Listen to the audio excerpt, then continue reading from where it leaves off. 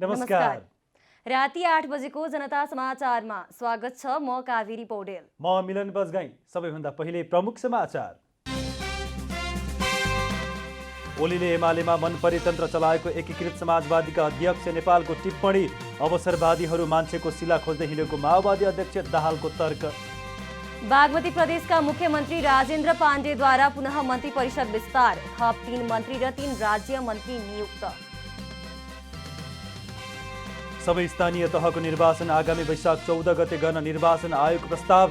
खर्च तथा सुरक्षा व्यवस्थापनमा सहज हुने भनाई। ओमिक्रोनको संक्रमण रोक्न भारतको उत्तर प्रदेश सरकारद्वारा रात्रिकालीन कर्फ्यूको घोषणा। विदेशबाट आउनेको अनिवार्य परीक्षण गर्न निर्देशन। र ए डिभिजन लिगमा एपीएफ र एनआरडी बीचको खेल बराबरीमा सकियो। बराबरीसँगै एपीएफ 6 खेलमा 5 अङ्क जोड्न सफल।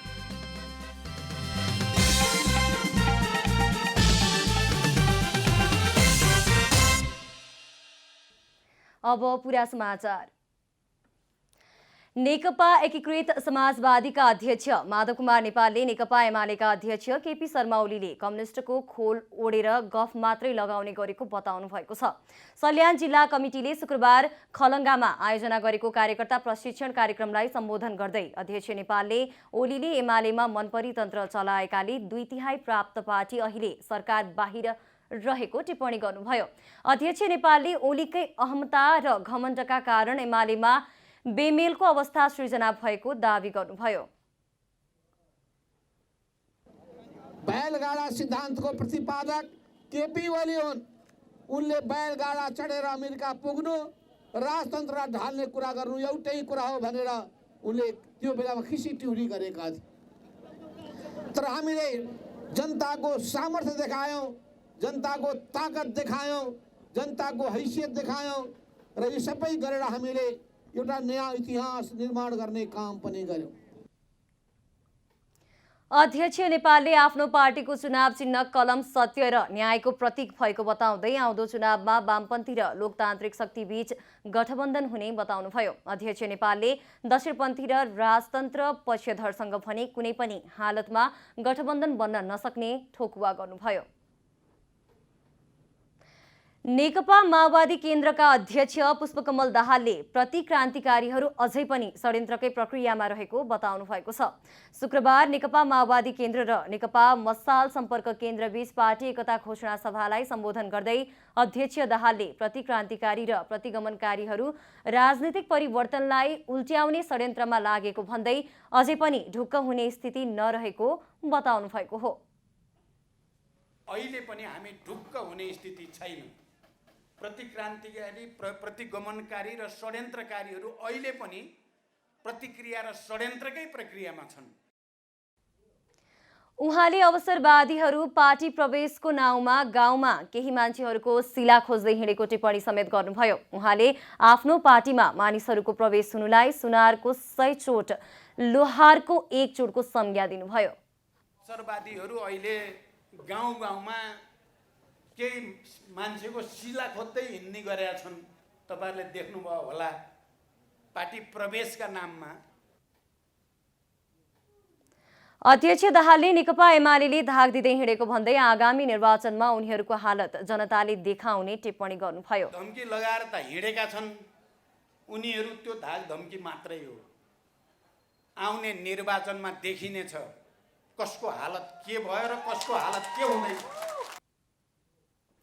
अध्यक्ष दाहालले गठबन्धनका राजनीतिक दल र दलका नेताहरूसँग आफूहरूको कुनै पनि प्रकारको वैरभाव नरहेको बताउनुभयो। माओवादीले गठबन्धनलाई बलियो बनाउन लगातार प्रयास गरिरहेको पनि उहाँले बताउनुभयो।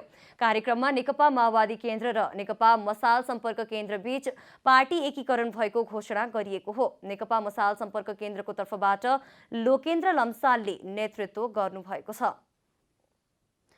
नेकपा माओवादी केन्द्र राष्ट्रिय सम्मेलनको तयारीमा छ। राष्ट्रिय सम्मेलन सुरु हुन 2 दिन मात्र बाँकी हुँदा पनि माओवादी केन्द्र भने पार्टी एकीकरणमा लागेको छ। शान्तिपूर्ण राजनीतिमा आएपछि बढी लचक र संशोधनवादी भएको आरोप लाग्ने नेकपा माओवादी केन्द्रको सांगठनिक संरचना र नाम पनि प्रत्येक कालखण्डमा फरक पर्ने गरेको छ। अन्य पार्टीसँग एकीकरणमा लाग्दा माओवादी नामको अघि वा पछि केही थप्ने र पद सिर्जना गर्ने कार्य चलिरहेको हुन्छ। शान्तिपूर्ण राजनीतिमा आउनु अघि जनयुद्धमा होमिएको दलको नाम थियो नेकपा माओवादी। तर 2065 सालमा जनमोर्चाका नारायण काजी श्रेष्ठ नेतृत्वको घटकसँग एकीकरण गरेपछि यसको नाम एकीकृत नेकपा माओवादी रहन पुग्यो। शान्तिपूर्ण राजनीतिमा आएपछि माओवादी नेताहरू पुष्पकमल दाहाल, डाक्टर बाबुराम भट्टराई र मोहन वैद्य पछिको वरियतामा नारायण काजी श्रेष्ठ अटेका थिए। 2066 सालमै पार्टीमा बहुपद सिर्जना गरिएको थियो। त्यसपछिको वरियतामा रामबहादुर थापा, सीपी गजुरेल, पोष्टबहादुर बोगटी लगायतका नेताहरू थिए। अहिले यी तीनैजना नेकपा माओवादी केन्द्रमा छैनन्। 2069 सालमा 7औं महाधिवेशन हुनुअघि मोहन वैद्य नेतृत्वमा नेताहरू रामबहादुर थापा, सीपी गजुरेल, देव गुरुङ, पम्फा भुसाल, मातृका यादव पार्टी विभाजन गरेर गएका थिए। 2071मा डाक्टर बाबुराम भट्टराई पार्टी छोडेर जाँदा अध्यक्षपछि उपाध्यक्ष नारायण काजी श्रेष्ठ थिए भने महासचिव कृष्णबहादुर महरा थिए। 2072 सालमा मोहन वैद्यसँगै लागेका नेताहरू रामबहादुर थापाको नेतृत्वमा फर्किएपछि पार्टीको नाम फेरि परिवर्तन हुँदै नेकपा माओवादी केन्द्र बन्न पुग्यो। पार्टी 2066 पछि पुनः एक अध्यक्ष रहने प्रणालीमा फर्क्यो। सँगसँगै पार्टी विभाजन गरेर गएका केही नेताहरूलाई पछाडि पारेर केही नेता भने अगाडि बढिसकेका थिए। जसमध्येका एक हुन् कृष्णबहादुर महरा। उनको पछाडि पर्नेहरूमा थिए देव गुरुङ, पम्फा भुसाल। त्यसपछि नेकपा माओवादी फेरि एमालेसँग एकीकरणमा गयो। 2052 सालमा सशस्त्र विद्रोहमा जाँदा नेकपा एकता केन्द्र नाममा संयोजनको गन्ध आउने बताउँदै माओवादी नाम राखेको पार्टीको एमालेसँगको एकीकरणमा माओवादको कुनै गन्ध समेत आएन। एमालेसँगै रहँदा कृष्णबहादुर महराले महत्त्वपूर्ण पद मानिने सभामुख पाएर दाहाल निकट भएको साबित गरिसकेका छन्। जसले अहिले महासचिवमा दावेदारी दिन खोजेका नेताहरू वर्षमान पुन, जनार्दन शर्मा लगायतलाई दाहालको एक्लो निकटस्थ भएको दावी गर्न कठिनाई पर्ने देखिन्छ। नेकपा माओवादी सङ्घर्षका दिनदेखि अहिलेसम्मको समीक्षा गर्दै वैचारिक रूपान्तरणमा लाग्ने बताउँदै अधिवेशनको सट्टा राष्ट्रिय सम्मेलन गर्ने तयारीमा जुटेको छ। सम्मेलनको सम्मुखमा नेकपा मसालको असन्तुष्ट पक्षसँग एकीकरण गरेको छ भने नेत्रविक्रम चन्द पक्षलाई पनि समेट्ने रणनीतिमा नेकपा माओवादी केन्द्र छ। माओवादी केन्द्रको राष्ट्रिय सम्मेलन पुस 11 देखि 13 गतेसम्म हुँदैछ। विकास पौडेलको रिपोर्ट। बागमती प्रदेशमा चौथो पटक मन्त्री परिषद विस्तार भएको छ। मुख्यमन्त्री राजेन्द्र पाण्डेले कङ्ग्रेसका 3 मन्त्री र 3 राज्यमन्त्री नियुक्त गर्नुभएको छ। मुख्यमन्त्री पाण्डेले कङ्ग्रेसका बलराम पौडेललाई भूमि व्यवस्था सहकारी मन्त्री, मिलनबाबु श्रेष्ठलाई उद्योग वाणिज्य तथा आपूर्ति मन्त्री र दिपेन्द्र श्रेष्ठलाई संस्कृति तथा पर्यटन मन्त्रीमा नियुक्त गर्नुभएको हो। त्यस्तै भौतिक पूर्वाधार विकास राज्यमन्त्रीमा कङ्ग्रेसकै सन्तबहादुर प्रजा, उद्योग वाणिज्य तथा आपूर्ति राज्यमन्त्रीमा रजनी अमात्य र स्वास्थ्य राज्यमन्त्रीमा कल्पना नेपाली नियुक्ति भएका हुन्। यससँगै बागमती प्रदेशमा मुख्यमन्त्री तथा मन्त्री परिषदको कार्यालयसहित 14वटै मन्त्रालयले पूर्णता पाएको छ।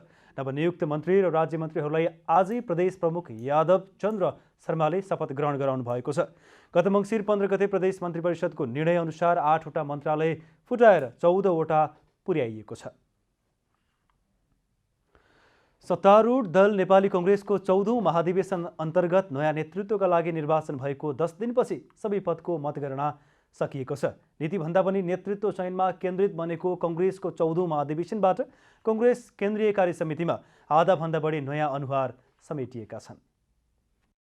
नेपाली काङ्ग्रेसको केन्द्रीय कार्यसमितिका विभिन्न पदमा 491 जनाले उम्मेदवारी दिएका थिए। ती उम्मेद्वार मध्येबाट 13 पदाधिकारी र 119 सदस्य गरी 132 जना निर्वाचित हुँदा प्रदेश 2बाट आनन्द प्रसाद ढुङ्गाना र रमेश रिजाल भने सर्वसम्मत केन्द्रीय सदस्यमा निर्वाचित हुनुभएको थियो। पार्टीको विधान अनुसार सभापतिका निकटतम प्रत्याशी शेखर कोइराला स्वतः केन्द्रीय सदस्य हुँदा 135 सदस्यीय केन्द्रीय कार्यसमिति बनेको छ। विधानत 167 सदस्य हुने केन्द्रीय कार्यसमितिमा बाँकी 33 जना केन्द्रीय सदस्य भने सभापतिले मनोनित गर्नुहुनेछ। केन्द्रीय सदस्यमा खुल्लाबाट 35 जना, महिला 9, भूगोलतर्फ प्रत्येक प्रदेशबाट 1-1 महिलासहित 3 गरी 7 प्रदेशबाट 21 जना, थारू 4, मुस्लिम 3, दलित 9, आदिवासी जनजाति 15, खस आर्य 13, मधेसी 9 र अपाङ्ग अल्पसङ्ख्यक र पिछडिएको क्षेत्रबाट 1-1 जना केन्द्रीय सदस्य निर्वाचित हुनुभएको छ। यसपटक महाधिवेशनबाट केन्द्रीय कार्यसमितिमा 79 जना नयाँ अनुहार समेत समेटिएका छन्। 135 केन्द्रीय कार्यसमितिमा 94 जना पुरुष र 41 जना महिला रहनुभएको छ। काङ्ग्रेसले पहिलो पटक 14औं महाधिवेशनबाट तल्लो तहदेखि केन्द्रसम्म समावेशी प्रतिनिधित्व गराएको हो। महाधिवेशनको मत परिणामअनुसार संस्थापन पक्षलाई केन्द्रीय कार्यसमितिमा बहुमत प्राप्त भएको छ। निर्वाचित 132 केन्द्रीय कार्यसमितिमा संस्थापन पक्षका 110 र इतर पक्षका 22 जना रहनुभएको छ। पदाधिकारी र केन्द्रीय कार्यसमितिमा बहुमत भएकाले सभापति शेरबहादुर देउवा 14औं महाधिवेशनबाट झन शक्तिशाली बनेका छन्। सभापति देउवाले उक्त बहुमतलाई कसरी लिनुहुन्छ त्यो भने आगामी दिनले देखाउने नै छ। तर पार्टीभित्रै लोकप्रिय देखेका युवा पुस्ताका नेता महामन्त्री दय गगनकुमार थापा र विश्वप्रकाश शर्माले सभापति देउवालाई चुनौती दिन सक्ने आकलन गरिएको छ। त्यस्तै महाधिवेशनबाट पार्टीमा प्रभावशाली मानिएका कतिपय नेताहरू प्रतिस्पर्धाबाटै बाहिरिए भने कतिपय केन्द्रीय सदस्यमै सीमित रहन पुगे। यसपटक काङ्ग्रेसमा विरासत बोकेका बीपी गणेशमान र महेन्द्र नारायण निधि तिनै परिवारका सदस्य पदाधिकारीमा नै अटाउन सकेनन्। अब सभापति देउवाका सामु पार्टीभित्र गुटहरूको अन्त्य गरी सबैलाई समेटेर अगाडि बढ्नुपर्ने र पार्टीलाई विधि र विधान अनुसार हिँडाउन सक्नुपर्ने चुनौती थपिएको छ। क्यामेरा ब्युरोका साथ महेश कठायत, काठमाडौँ। राष्ट्रपति विद्यादेवी भण्डारीले लोकतान्त्रिक गणतन्त्रलाई सुदृढ गर्न राजनीतिक दलहरू बीचको मतभेदलाई निरूपण गर्नुपर्ने बताउनु भएको छ। शुक्रबार राष्ट्रपति भवन शीतल निवासमा तुलसीलाल स्मृति प्रतिष्ठानले आयोजना गरेको बौद्धिक राष्ट्रिय व्यक्तित्व सम्मान कार्यक्रममा राष्ट्रपति भण्डारीले लोकतान्त्रिक गणतन्त्रको सुदृढीकरण र सामाजिक आर्थिक रूपान्तरणका लागि राजनीतिक दलहरू बीचको मतभेदलाई लोकतान्त्रिक विधिबाट निरूपण गर्नुपर्ने बताउनु भएको हो। उहाँले राष्ट्रियताको मर्मलाई आत्मसात गर्नुपर्ने पनि बताउनुभयो। संविधानले प्रत्याभूत गरेका अधिकारहरूको संरक्षण र कार्यान्वयनबाट मात्रै स्थायित्व प्राप्त गर्न सकिने उहाँले बताउनुभयो। नेपाली जनताको दशकौं लामो सङ्घर्षको प्रतिफल स्वरूप स्थापित हाम्रो राजनीतिक प्रणालीले संविधानद्वारा प्रत्याभूत गरिएका सामाजिक, आर्थिक तथा सांस्कृतिक अधिकारहरूको निरन्तर संरक्षण र कार्यान्वयनबाट नै स्थायित्व प्राप्त गर्न सम्भव छ। राष्ट्रपति भण्डारीले अरबौं रुपैयाँको कृषि उपज आयात गरे व्यापार घाटा बेहोर्नु परेको भन्दै कृषि उत्पादन र उत्पादकत्वमा जोड दिनुपर्ने बताउनुभयो। उहाँले आत्मनिर्भर अर्थतन्त्र निर्माण गर्नुपर्ने बताउनुभयो।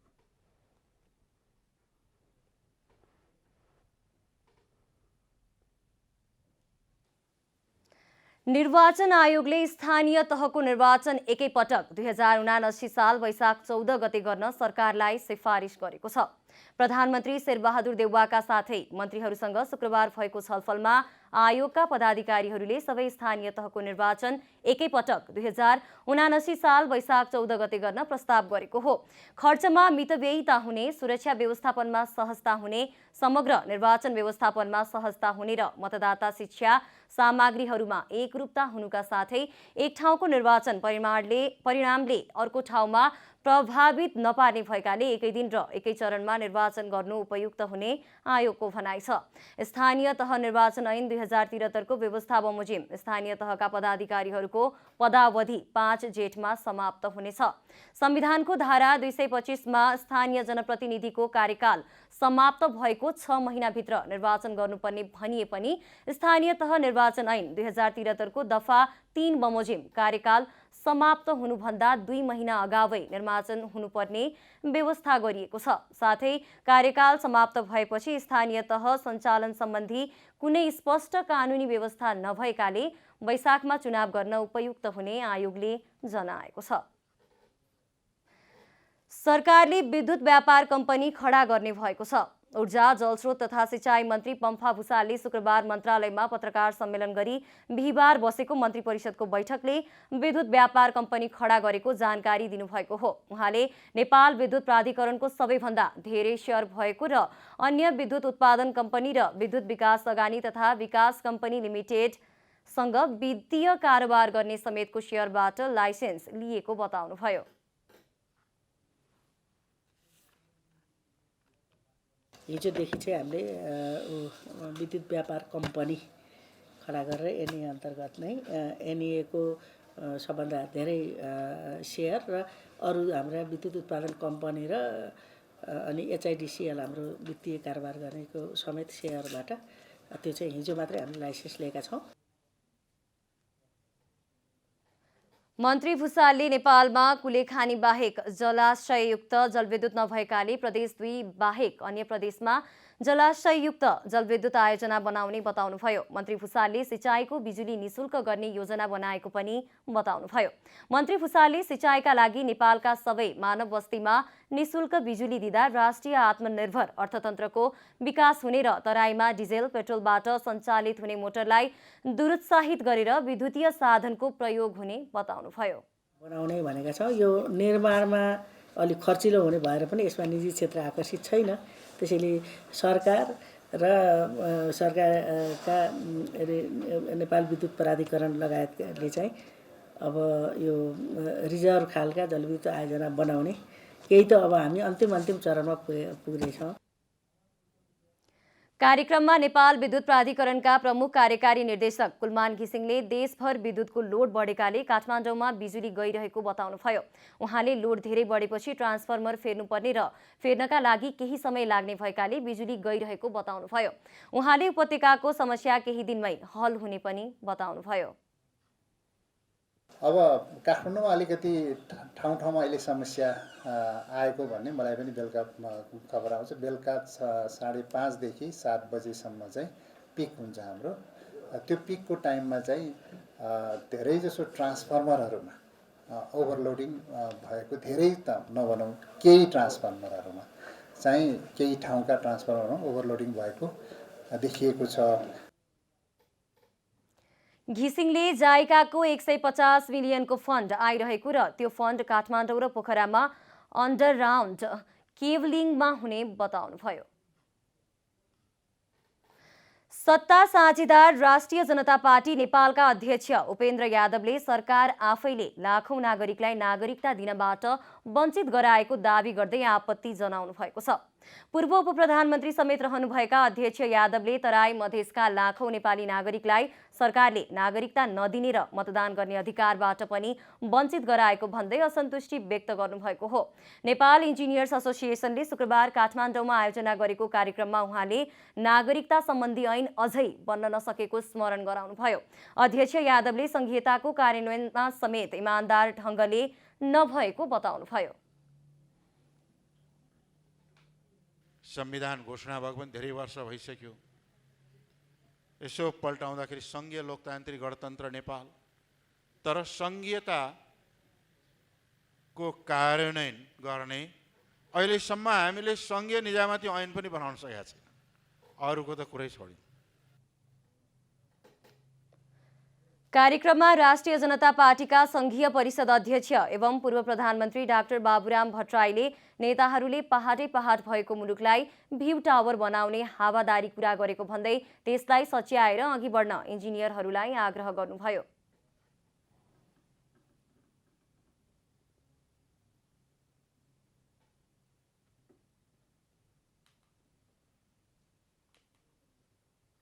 त्यो नै आफै बेउटार हो नि हाम्रो। त्यहाँ किन बेउटार चाहियो भन्नुहोस् त? भने यो अज्ञानताको नि एउटा पराकाष्ठा। जब नेतृत्वमा बस्ने मान्छेले नि यस्तो मूर्खतापूर्ण हरकत गर्छ भने साधन स्रोतको दुरुपयोग, अनि जनता पनि बिचरा नबुझिकन विकास भनेकै बेउटार रहेछ भने तल पनि गयो। अनि म पनि जहाँ सांसद गयो माग गर्छन् पहाडको टुङ्गा एउटा बेउटार बनाइनु पर्यो भन्छ। बिचरा त्यही बुझिएछ। नेताहरूले यस्तो हावादारी कुरा गर्ने हो। भट्टराईले नेपालमा विकास निर्माणलाई अघि बढ्नै नदिने खालका सोचहरू आइरहेको भन्दै चिन्ता समेत व्यक्त गर्नुभयो।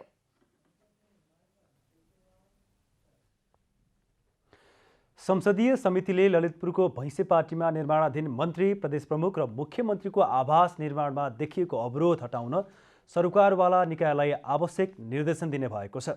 सांसदहरूले भने स्थानीय तहका जनप्रतिनिधिहरूसँग छलफल गरेर मात्रै सो आवासको कामलाई अघि बढाउन सरकारसँग माग गरेका छन्। संघीय संसद राष्ट्रिय सभा अन्तर्गतको दिगो विकास तथा सुशासन समितिको शुक्रबार सिंहदरबारमा बसेको बैठकले ललितपुरको भैँसीपाटीमा निर्माणाधीन मन्त्री, प्रदेश प्रमुख र मुख्यमन्त्रीको आवास निर्माण स्थल वरपरको सबै बाटो 11 मिटर फराकिलो हुनुपर्ने स्थानीयको माग सम्बोधन गर्नका लागि सम्बन्धित पक्षलाई आवश्यक निर्देशन दिनुपर्ने निष्कर्ष निकालेको छ। स्थानीयले सो आवासको 3 तिर 11 मिटर बाटो तय गरिएको तर एकातिर भने 8 मिटर मात्रै भएकाले त्यसलाई पनि फराकिलो बनाउनु पर्ने माग गरिरहेका छन्। स्थानीयको सो मागलाई सम्बोधन हुने गरी सरकारवाला निकायलाई आवश्यक निर्देशन दिन लागिएको समितिकी सभापति तारादेवी भट्टले जानकारी दिनुभयो। मन्त्री, प्रदेश प्रमुख, मुख्यमन्त्री आवासको हकमा निर्माणस्थलको बाहिरी सडक 11 मिटर बनाउनु पर्ने भन्दै स्थानीयवासीहरूले निर्माण कार्यमा अवरोध सिर्जना गरेको भन्ने कुरा, जम्मा 270 मिटर सडक मात्र 8 मिटरको बाटो हुने कुरा मनासिब नदेखिएकोले स्थानीयवासीको समस्या सबैको लागि माननीय सदस्यज्यूको सुझाव सहितलाई मनन गरी सरकारवालालाई आवश्यक निर्देशन दिनेछौँ। बैठकमा स्थानीय मोहन खरेलले स्थानीयलाई न्याय हुने गरी सो आवास निर्माणको कामलाई अगाडि बढाउन सरकारको ध्यानाकर्षण गराउनुभयो। उहाँले बाटो साँघुरो हुँदा त्यसको असर स्थानीयलाई मात्र नभई सरकारलाई पनि हुने बताउनुभयो। यत्रो पैसा त्यसै देखि भोलि घर बनाएको पनि राम्रो भएन, अग्लो पर्खाल भएको पनि राम्रो भएन भन्दै हामीले भन्ने नै बाटो पनि यस्तो साँघुरो बनाएका छौँ भन्ने खालको कुरा आयो भनेदेखि के हुन जान्छ भन्दाखेरि हामी यतिखेर निर्णयकर्ताहरूले पनि यतिखेर चुक्यौँ भन्ने खालको अवस्था आउँछ। सांसदहरूले भने स्थानीय तहका जनप्रतिनिधिसँग आवश्यक छलफल गरेर मात्रै निर्माणाधीन आवासको कामलाई अघि बढाउन सरकारसँग माग गरेका छन्। सांसद दीनानाथ शर्माले स्थानीयको मागबारे त्यहाँका स्थानीय जनप्रतिनिधिसँग बुझेर सो आवास निर्माणमा देखिएको समस्या तत्काल समाधान गर्नुपर्ने आवश्यकता औल्याउनुभयो। शहरी विकास मन्त्रालयले त्यसलाई चाहिँ 11 मिटरको बाटो कायम गरेर उसले बााउन्ड्री लगाइदियो भने, पर्खाल लगाइदियो भने एउटा समाधान त्यही हो। बाटो त भोलि हजुरहरूको जमिनबाट कटानी भएपछि पनि त्यो जमिन त सरकारको, त्यो बाटो त सरकारको, त्यो त व्यक्तिको हुँदैन। वडा अध्यक्षलाई ल्याएर राखेर के हो यथार्थ कुरा के हो भनेर उहाँहरूलाई थाहा छ नि त, सबै कुराहरू उहाँहरूलाई थाहा छ। उहाँहरूलाई ल्याएर हामीले छलफल गर्ने कुराहरू सान्दर्भिक हो। यसरी एउटा मान्छेलाई टिपेर ल्याएर गर्ने कुरा उचित हुँदा पनि होइन, यसले झन् विवाद सिर्जना गर्छ। सांसदहरूले सो आवास निर्माण भइरहँदा स्थानीयको मागलाई व्यवस्था गर्न नमिल्नेतर्फ सरकारलाई सचेत गराएका थिए। समितिले यसअघि निर्माणाधीन सङ्घीय संसद भवन तथा मन्त्री, प्रदेश प्रमुख र मुख्यमन्त्रीको आवासको अनुगमन गरेको थियो। हरेक वर्षको डिसेम्बर 25 का दिन विश्वव्यापी रूपमा मनाइने क्रिसमस डे नेपालमा पनि हर्षोल्लासका साथ मनाइने गरिन्छ। इसाई धर्मावलम्बीहरूले मात्र मनाउने क्रिसमस पछिल्लो समय युवा वर्गको आकर्षण बनेको छ। हरेक वर्ष डिसेम्बर 25 का दिन क्रिसमस डे मनाइन्छ। यस दिनलाई इसाई धर्मका प्रवर्तक जिसस अर्थात् प्रभु येशूको जन्मदिनको रूपमा मनाइँदै आइएको छ। नेपालमा पनि धेरै इसाई धर्मावलम्बीहरू छन्। क्रिसमसको अवसरमा काठमाडौँको ठमेल, बौद्ध, ललितपुर, भक्तपुर, पोखरा लगायत स्थानमा विशेष रौनक छ। क्रिसमस ट्री लगायतका सजावटले बजार र ठुला व्यापारिक स्थल सजाइएको छ। उपहारहरू साटासाट गरेर मनाइने हुँदा उपहार किन्नेको भिड देखिन्छ। यो क्रिसमसको बेलामा राम्रो व्यापार भइरहेछ, त्यो पनि मान्छेहरूमा रहर छ। यो कोभिडको बेला हुँदाखेरि त्यो पनि इन्ट्रेस्ट धेरै देखिरहेछु। यो म सबैको लागि शुभकामना गर्दैछु। पछिल्लो समय इसाईले मात्र नभएर सबै धर्मावलम्बीले क्रिसमस डे मनाउने गरेका छन्। चारैतिरको झिलिमिली र चहल पहल देखेर आफूले क्रिसमस नमनाए पनि यस दिन विभिन्न ठाउँमा घुमेर रमाइलो गर्ने गरेको सर्वसाधारण बताउँछन्। नेपालमा मनाउने चाडपर्वहरू सबै जात धर्मका मानिसहरूले मनाउने गरेका छन्। क्रिसमस अरूको भए पनि हामीले अब उहाँहरूले पनि त हाम्रो दसैँलाई कस्तो माया गरेर एक्सेप्ट गरिदिनुहुन्छ नि त, मनाइदिनुहुन्छ। अनि सबैजना मिलेर सेलिब्रेट गर्दा छुट्टै हुन्छ नि त। अझ हामी त उहाँहरूले अरूहरूले क्रिसमसहरूमा इन्भाइट गर्यो भने हामी पार्टिसिपेट गर्न पनि रेडी छौँ। यो पुरै डेकोरेटेड रहेछ होइन, क्रिसमस पनि छ। अनि त्यही भएर क्रिसमसमा सबै डेकोरेटेड लाग्यो, फोटोसोटो खिचौँ, नमनाए पनि होइन, एकदम जे होस् रमाइलो भइरहेछ। अन्य वर्षहरू झैँ यस वर्षको क्रिसमसमा त्यति भिडभाड नभए पनि यस्ता चाडपर्वहरूले थप रौनक दिने धेरैको अपेक्षा छ। चाडपर्व एउटा उत्साह हो जसलाई धर्मभन्दा पनि संस्कार, संस्कृति अनि मान्यताको रूपमा लिएर सबैले सबै चाड मनाउनु पर्नेमा सरोकारवालाहरूको जोड छ। क्यामेरामा साजन थापाका साथ अस्मिता तिवारीको रिपोर्ट। संस्कृति र सभ्यताको आधार सुखी बालबालिका समृद्ध भद्रपुर नगर भन्ने नाराका साथ भद्रपुर नगरपालिकाले पहिलो वार्षिक उत्सव सम्पन्न गरेको छ। प्रदेश 1 को भद्रपुर नगरपालिकाले बालमैत्री शासनयुक्त नगर घोषणा गरेपछि विभिन्न रचनात्मक क्रियाकलापका साथ 1 वर्ष पूरा गरेको छ। नगर बाल सञ्जालकी अध्यक्ष भावना पोखरेलको अध्यक्षतामा आयोजित समारोहको उद्घाटन प्रदेश 1 का सांसद तथा पूर्व सामाजिक विकास मन्त्री जीवन घिमिरेले गर्नुभएको थियो। सांस्कृतिक प्रस्तुतिका साथ आयोजित समारोहमा प्रमुख अतिथि घिमिरेले अब आउने नयाँ नेपालको परिकल्पना कस्तो गर्छौं त्यसको निरूपण अबका बालबालिका कस्तो हुन्छ त्यसैमा आधारित हुने भएकाले बालबालिकाको विकासका लागि जोड दिनुपर्ने बताउनुभयो। बाल उमेर समूह यो भविष्यको जनशक्ति हो। अब आउने नयाँ नेपालको परिकल्पना कस्तो गर्छौं त्यसको निरूपण अबका हाम्रा बालबालिकाहरू कस्ता हुनेछन् भन्ने कुरामै आधारित हुन्छ। नगरबाल सञ्जालको तर्फबाट नगर प्रमुख जीवन कुमार श्रेष्ठ, उपप्रमुख चन्दा श्रेष्ठ र बालमन्त्री अभियानका फोकल पर्सन टीकाराम पाण्डेलाई विशेष सम्मान गरिएको थियो। सोही अवसरमा 6 जना विपन्न विद्यार्थीलाई साइकल वितरण गरिएको थियो। बाल विवाह, बाल श्रम जस्ता घटनाक्रमहरूलाई आज पनि समाजमा हामीले कहीँ कतै सुन्नु परिरहेको अवस्थाहरू छ। यी सबै चुनौतीहरू हाम्रा लागि बालमैत्रीको अभियानको लागि हामीले यसबाट सिक्नुपर्ने धेरै कुराहरू छन्।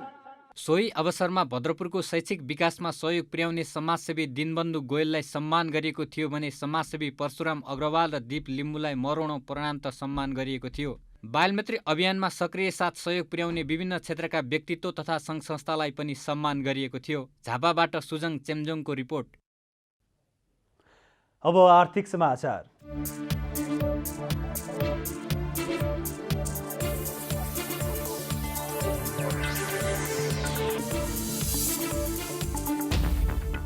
नेपाल राष्ट्र बैंकले शुक्रबारबाट 500 रुपैयाँको नयाँ नोट प्रचलनमा ल्याएको छ। केन्द्रीय बैंकले गभर्नर महाप्रसाद अधिकारीको हस्ताक्षर सहितको नयाँ नोट बजारमा ल्याएको हो। गभर्नर अधिकारीको हस्ताक्षर भएको 500 को नोट पहिलोपल्ट बजारमा आएको हो। यसअघि अधिकारीको हस्ताक्षर सहित 5 र 10 रुपैयाँको नोट मात्र बजारमा आएको थियो। नेपाल राष्ट्र बैंक मुद्रा व्यवस्थापनका अनुसार साबिकै आकारमा तथा रङमा सङ्केत नम्बर 638000001 देखि झ 4299999 सम्मका 500 रुपैयाँका दरका नयाँ नोट चलन चल्तीमा ल्याइएको हो। राष्ट्रिय ध्वजावाहक नेपाल वायु सेवा निगमले कोभिड-19 महामारीको असहज परिस्थितिमा पनि अन्तर्राष्ट्रियतर्फ सन्तोषजनक व्यापार गरेको दाबी गरेको छ।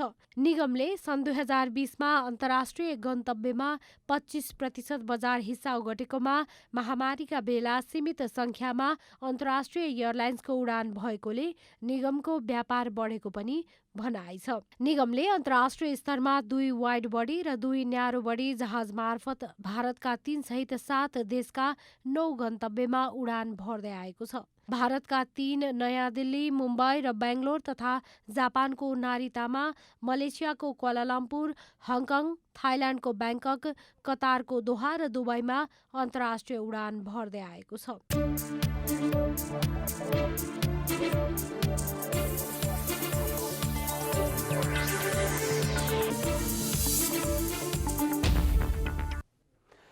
अब खेलकुद समाचार।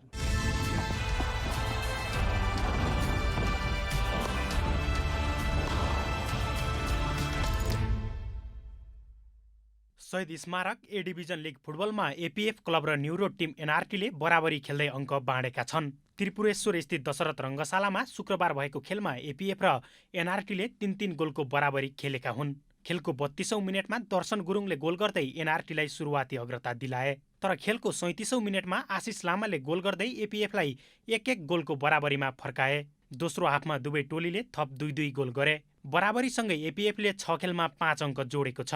एपीएफ 11औं स्थानमा रहेको छ। एनआरटीले 6 खेलमा 7 अङ्क जोडेको छ। एनआरटी 6औं स्थानमा रहेको छ। खेलको म्यान अफ द म्याच एनआरटीका दर्शन गुरुङ चुनिए। एपीएफका दिपेश दमला इमर्जिङ प्लेयर चुनिए।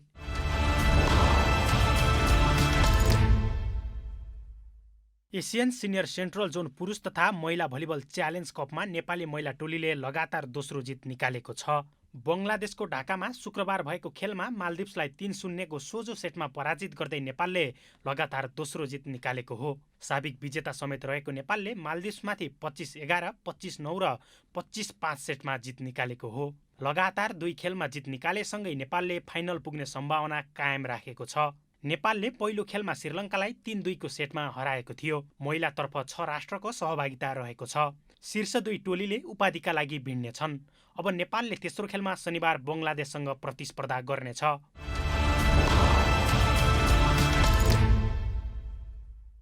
एसिसी अन्डर 19 एसिया कप क्रिकेटको पहिलो खेलमा नेपाल पराजित भएको छ। युएईमा शुक्रबार भएको खेलमा नेपाल टेस्ट राष्ट्र बङ्गलादेशसँग 154 रनले पराजित भएको हो। शारजाह क्रिकेट मैदानमा बङ्गलादेशले दिएको 298 रनको लक्ष्यसहित ब्याटिङ गरेको नेपालले 42 ओभर 3 बलमा अल आउट हुँदै 143 रन मात्र बनाउन सक्यो। नेपालका लागि गुलसन झाले सर्वाधिक 35 रन बनाए। विवेक यादव 26 रनमा आउट भए। समूह बीमा रहेको नेपालले दोस्रो खेल श्रीलङ्का विरुद्ध आइतबार खेल्नेछ। यस्तै नेपालले समूह चरणको अन्तिम खेल कुवेत विरुद्ध डिसेम्बर 28मा खेल्नेछ। दुवै समूहबाट शीर्ष 2 टोली सेमिफाइनलमा प्रवेश गर्नेछन्। दुवै सेमिफाइनल डिसेम्बर 30मा हुनेछ। फाइनल भने जनवरी 1मा हुने तालिका रहेको छ।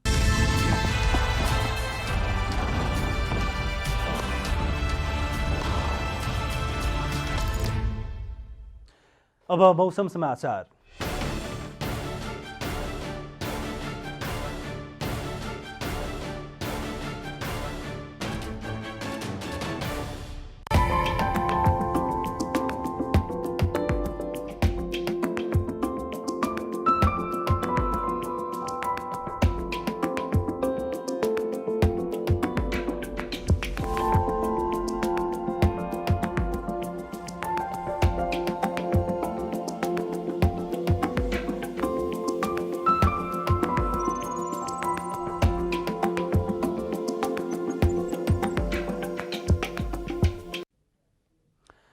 अन्त्यमा आजको डायरी।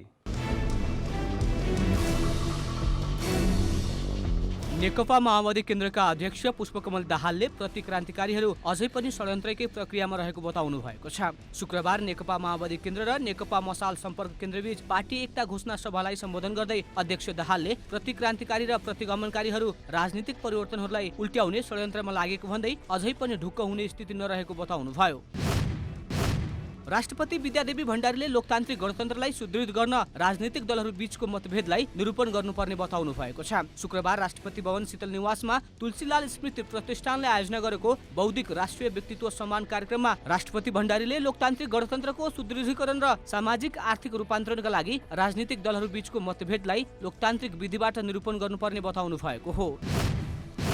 बागमती प्रदेशमा चौथो पटक मन्त्री परिषद विस्तार भएको छ। मुख्यमन्त्री राजेन्द्र पाण्डेले काङ्ग्रेसका 3 मन्त्री र 3 राज्यमन्त्री नियुक्त गर्नु भएको छ। मुख्यमन्त्री पाण्डेले काङ्ग्रेसका बलराम पौडेललाई भूमि व्यवस्था सहकारी मन्त्री, मिलनबाबु श्रेष्ठलाई उद्योग वाणिज्य तथा आपूर्ति मन्त्री र दिपेन्द्र श्रेष्ठलाई संस्कृति तथा पर्यटन मन्त्रीमा नियुक्त गर्नु भएको हो।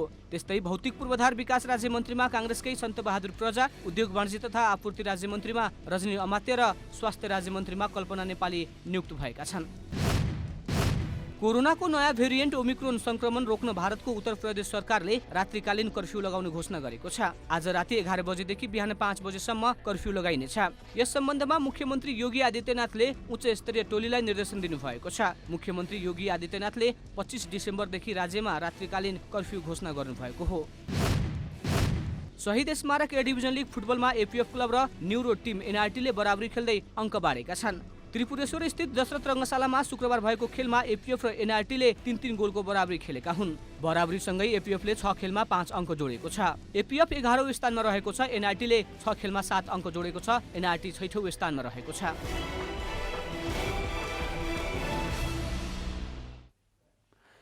जनता समाचार अहिलेलाई यति नै।